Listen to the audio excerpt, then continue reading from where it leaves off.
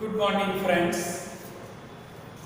મિત્રો આપણે જોઈએ ખૂબ જાણીતું પ્રમેય છે પાયથાગોરસ પ્રમેય. આપણે પાયથાગોરસ નામના ગણિત શાસ્ત્રીનું નામ જાણીએ છીએ. ખૂબ જાણીતા ગણિતજ્ઞ હતા, ખૂબ બ્રિલિયન્ટ અને હોશિયાર હતા અને જેમણે કાટકોણ ત્રિકોણની બાજુઓ અને એના કર્ણ વચ્ચે સંબંધ દર્શાવતો એક પ્રમેય આપ્યો. ખરેખર આ પ્રમેય ઘણા વર્ષો પહેલા શોધાયો. આ પ્રમેયને બીજા શબ્દોમાં બોધાયન પ્રમેય પણ કહેવાય છે. તો મિત્રો ખૂબ અગત્યનું પ્રમેય છે, પરીક્ષામાં તમને પૂછાવાનું છે. તો આજે પ્રમેય છે એ આ રીતે પૂછાય છે, પાયથાગોરસ પ્રમેય લખો. મિત્રો જ્યારે લખો શબ્દ કીધું હોય ત્યારે તમારે તેનું વિધાન લખવાનું કે કાટકોણ ત્રિકોણમાં કર્ણનો વર્ગ બાકીની બે બાજુઓના વર્ગોના સરવાળા બરાબર છે. મતલબ કે બરાબર આ વિધાન આપણે લખીએ તો એ લખવાના માર્ક્સ હોય. બરાબર, એટલે વિધાન લખો એમ શબ્દ કે એટલે આપણે લખવાનું, એટલે વિધાન પણ આપણે યાદ રાખવાનું છે. બરાબર છે. તો કાટકોણ ત્રિકોણમાં કર્ણનો વર્ગ બાકીની બે બાજુઓના વર્ગોના સરવાળા બરાબર છે. તો મિત્રો આ પ્રમેયને આપણે સાબિત કરવા સૌપ્રથમ એક કાટકોણ ત્રિકોણ દોરીશું. કાટકોણ ત્રિકોણ મિત્રો અહીં આપણે ટેક્સ્ટ બુકમાં જે રીતે આપેલો છે એ રીતે દોરીએ.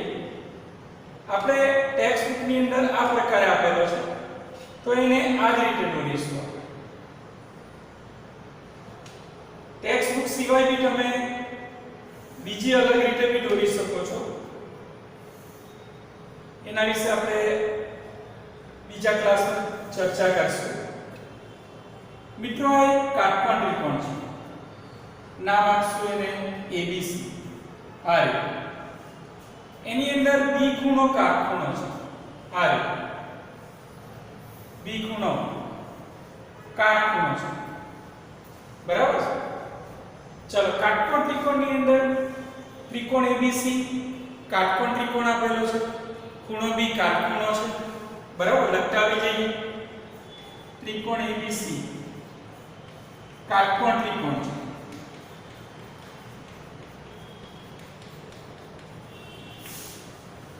ખૂણો B કાટખૂણો છે. આપણે જાણીએ છીએ કાટખૂણાની સામેની બાજુ કર્ણ કહેવાય. AC એ કર્ણ છે. બરાબર.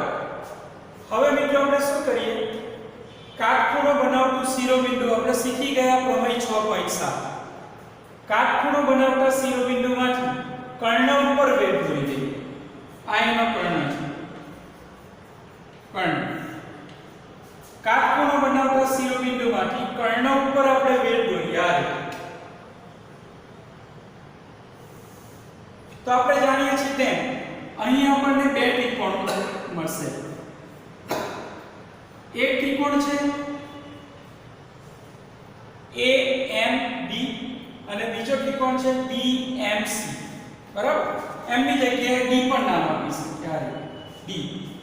બરાબર, બિંદુ B માંથી AC કર્ણ છે. આપણે સાબિત એમ કરવાનું છે કે કર્ણનો વર્ગ, ચલો કર્ણ એટલે AC નો વર્ગ બાકીની બાજુ એટલે AB અને AC ના વર્ગોના સરવાળા બરાબર છે. મતલબ કર્ણનો વર્ગ બરાબર બાજુનો વર્ગ પ્લસ બાજુનો વર્ગ સાબિત કરવાનો છે. કર્ણ છે AC નો વર્ગ બરાબર AB નો વર્ગ પ્લસ BC નો વર્ગ સાબિત કરવાનો છે. બરાબર છે. તો આના માટે મિત્રો આપણે બરાબર બિંદુ B માંથી કર્ણ AC ઉપર વેધ BD રચીએ. બરાબર, આ બિંદુ B માંથી BM લંબ AC રચો અને લંબ બોલાશે AC રચો. ચલો, B માંથી જ્યારે AC ઉપર આ રીતે આપણે વેધ દોરી દઈશું તો વેધથી કાટકોણ ત્રિકોણના બે ભાગ બનશે. એક ભાગ આ બનશે, એક ત્રિકોણ આ. બરાબર છે. આ રીતે ત્રિકોણને નામ આપશું ADB, બરાબર, અને મેઇન ત્રિકોણ છે આપણો ABC. તો મિત્રો આપણે પ્રમેય 6.7 માં શીખી ગયા કે તેથી ત્રિકોણ ADB સમરૂપ ત્રિકોણ ABC થાય. ચલો આ જે ત્રિકોણ સમરૂપ થશે, બરાબર, B માંથી જ્યારે આપણે AC પર વેટ દોરશું તો એક ત્રિકોણ બનશે, એનું નામ છે ADB. આપણે પ્રમેયમાં શીખી ગયા કે ADB ABC ને સમરૂપ હોય છે. ચલો સમરૂપ હોય તો હવે આપણે જાણીએ છીએ કે બે ત્રિકોણો સમરૂપ છે તો અનુરૂપ બાજુના માપનો ગુણોત્તર સમપ્રમાણમાં. એટલે આપણે આ રીતે લખીશું. પહેલા બે શિરોબિંદુ લેવાનું, AD ના છેદમાં AB બરાબર DB ના છેદમાં BC. બીજું બિંદુ લેવાનું BC બરાબર પહેલું ને ત્રીજું બિંદુ લેવાનું આ AB ના છેદમાં AC. મિત્રો આપણને AB બાજુનું માપ શોધવું છે, એટલે આપણે જે ગુણોત્તરમાં AB અને AB હોય એને રવા દેવાનું, બાકીનું કાઢી નાખવાનું. ખ્યાલ આવ્યો છે? બે ત્રિકોણો જો સમરૂપ હોય તો એની અનુરૂપ બાજુના માપના ગુણોત્તર સમપ્રમાણમાં થાય. સમપ્રમાણમાં કઈ રીતે લખવાનું? AB ના છેદમાં AB પહેલું બીજું બીજું ત્રીજું ત્રીજું પહેલું ત્રીજું પહેલું આ રીતે લખી દેવાનું. હવે જેમાં AB કોમન છે એને રવા દેવાનું, બાકીનું કાઢી નાખવાનું. એટલે આપણે આને લખીશું નહીં, આની જરૂર નથી આપણે, એટલે એને આપણે પદમાંથી કાઢી નાખશું. આ તો બની જશે આ AD ના છેદમાં AB બરાબર.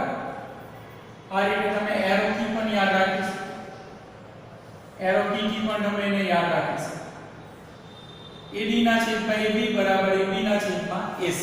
ચોકડી ગુણાકાર કરીએ જેથી આપણને AB ની કિંમત મળશે. AD ગુણ્યા AC બરાબર AB ગુણ્યા AB. ચલો AB ગુણ્યા AB કરશું તો બનશે આ AB ગુણ્યા AC બરાબર AB નો સ્ક્વેર. પરિણામ શું મળશે? 1. તો આવી રીતે મિત્રો આપણે પરિણામ 1 મેળવશું. હવે મિત્રો જોઈએ બીજો ત્રિકોણ જોઈએ. ચાલો બીજો ત્રિકોણ છે B D અને C બરાબર. આ ત્રિકોણ છે BDC. બીજો ત્રિકોણ છે BDC બરાબર. આ રીતે બરાબર છે. તો બીજો ત્રિકોણ છે એનો BDC છે બરાબર. BDC બરાબર. ચલો ત્રિકોણ BDC છે એ પણ મૂળ ત્રિકોણને સમરૂપ છે. પ્રમેય 6.7 મુજબ ત્રિકોણ BDC સમરૂપ ત્રિકોણ ABC ખુખુ શરતથી બને. પ્રમેય 6.7 માં આપણે શીખી ગયા. ચલો અહીં પણ આપણે અગાઉ જેવો જ ગુણોત્તર લખવાનો બરાબર છે. અનુરૂપ બાજુના માપનો ગુણોત્તર સમપ્રમાણમાં થાય એવી રીતે લખવાનું માટે BD ના છેદમાં AB આ પહેલું બીજું બિંદુ બરાબર DC ના છેદમાં BC બરાબર પહેલું ને ત્રીજું બિંદુ BC ના છેદમાં AC. તો આ રીતે આપણે લખી લેવું બરાબર છે. હવે મિત્રો અહીં આપણે BC ની કિંમત મેળવીશું આ પ્રમેય ઉપરથી.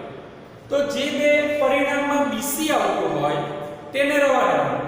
તમે જોશો કે આમાં BC આવતું નથી, આમાં BC આવે છે, આમાં BC આવે છે, એટલે આ ગુણોત્તરની જરૂર નથી, એને લખવાનું નહીં.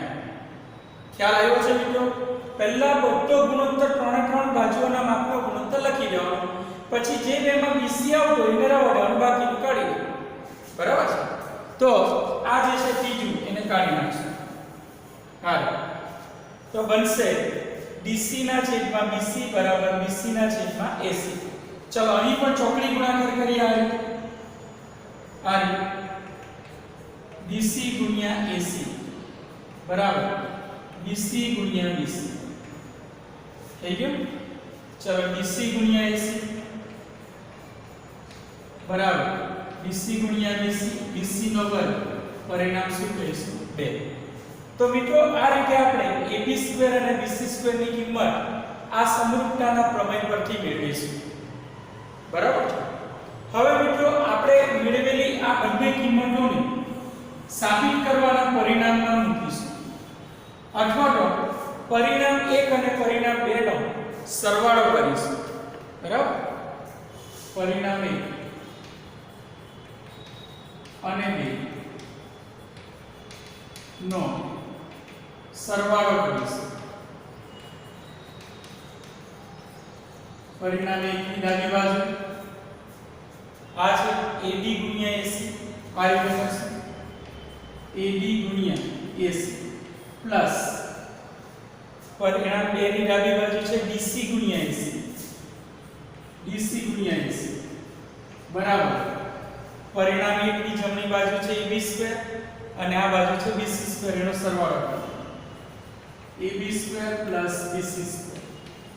આ ખ્યાલ આવ્યો છે.